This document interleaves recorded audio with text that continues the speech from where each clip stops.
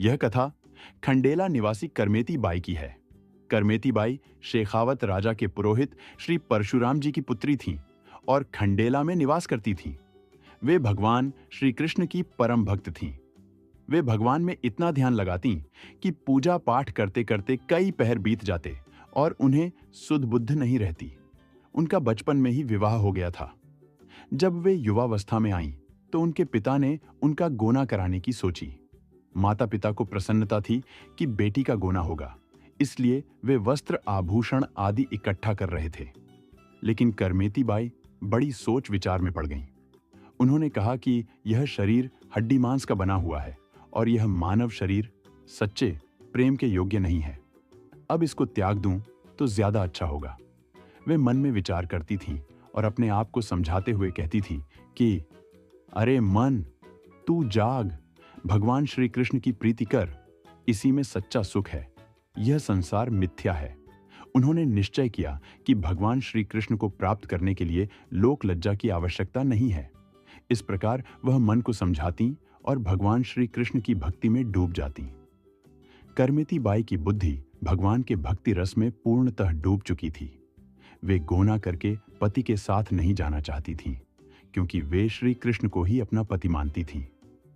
अतः सबके सो जाने के बाद वे आधी रात को घर से निकलीं और वृंदावन की ओर चल पड़ीं।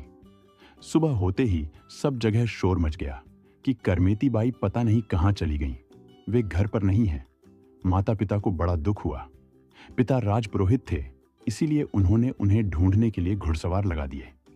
जैसे ही घुड़सवार करमेती बाई को ढूंढते हुए उनके पास आए, तो वे वहां पड़े एक मरे हुए ऊंट के कंकाल के अंदर छिप गईं। उनको उसकी जरा सी भी दुर्गंध नहीं आई, क्योंकि उनके लिए संसार की दुर्गंध इतनी खराब लग रही थी कि उसकी तुलना में उन्हें उस ऊंट के कंकाल की दुर्गंध भी महसूस नहीं हुई। करमेती बाई उस ऊंट के कंकाल में 3 दिन तक छिपी रहीं। चौथे दिन वे निकलकर वहां से जा रहे एक तीर्थ यात्रियों के दल के साथ मिल गईं।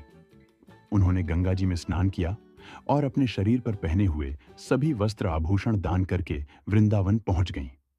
इधर पिता को पता चला, तो पिता भी उनकी कृष्ण भक्ति को जानकर उनको ढूंढते हुए मथुरा वृंदावन आए। उन्होंने पता लगाया कि वे उत्तरी वृंदावन में हैं।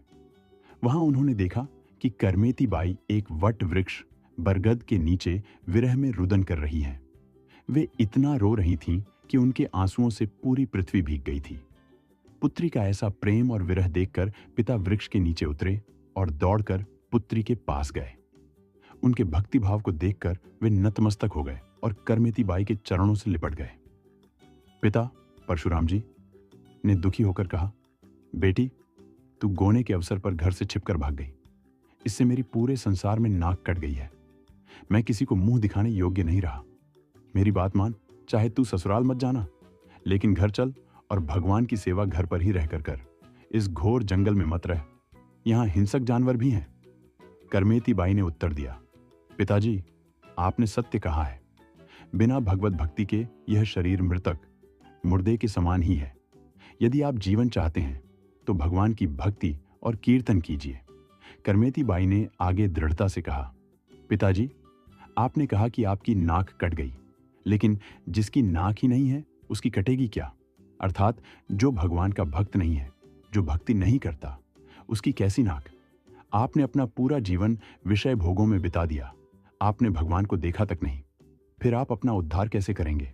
करमेती बाई का यह कठोर किंतु सत्य उपदेश सुनकर उनके पिता परशुराम जी का सारा अज्ञान नष्ट हो गया। जब वे घर वापस जाने लगे, तब करमेती बाई ने उन्हें भगवान श्री कृष्ण की एक मूर्ति दी और कहा, पिताजी, इन्हें ले जाइए और घर में इनकी पूजा कीजिए।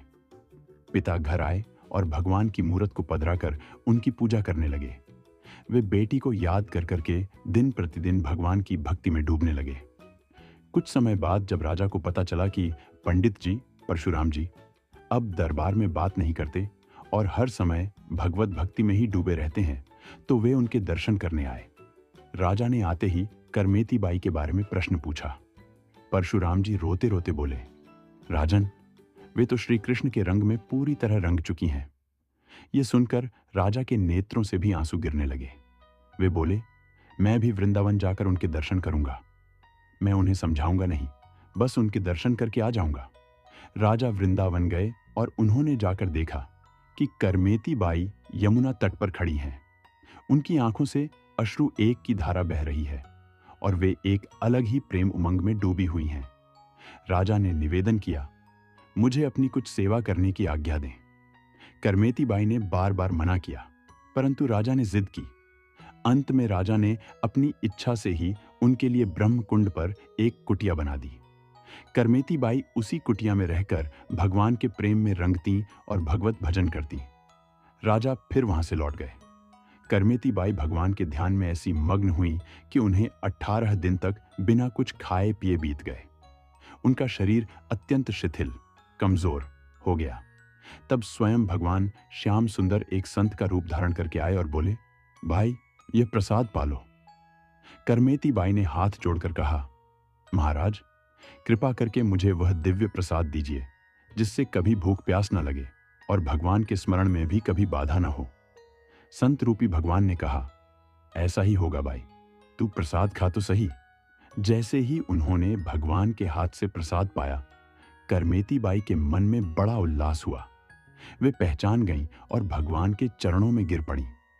उस प्रसाद के प्रभाव से उनकी भूख प्यास और शारीरिक बाधाएं हमेशा के लिए समाप्त हो गईं। अब उन्हें समय समय पर भगवान की झांकी के दर्शन होते रहते। इस प्रकार तपस्विनी करमेती बाई ने प्रभु के लिए महान तप करके उस दिव्य प्रेम और दिव्य वृंदावन को प्राप्त किया। आपको यह कथा कैसी लगी कमेंट बॉक्स में जरूर बताएं और मेरे चैनल को लाइक, सब्सक्राइब, शेयर जरूर करें। जय जय सिया राम। यह कथा